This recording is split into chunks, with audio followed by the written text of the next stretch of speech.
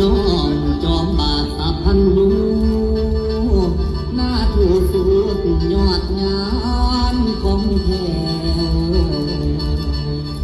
รัตนำรวมแก้วทั้งสามขึ้นความฟ้า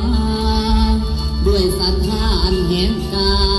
ขอไว้ใส่ที่ควรบ่ละบัวเลิศแล้วสินำยกย่อหักหาสักการะบูชาอาริยสงฆ์ทะลุลำคือดังคำในเบาใส่หอมหอมงามยิ่งเป็นดังนินพันแก้วสารสิตายอยู่สุยามควรกว่าขามีบา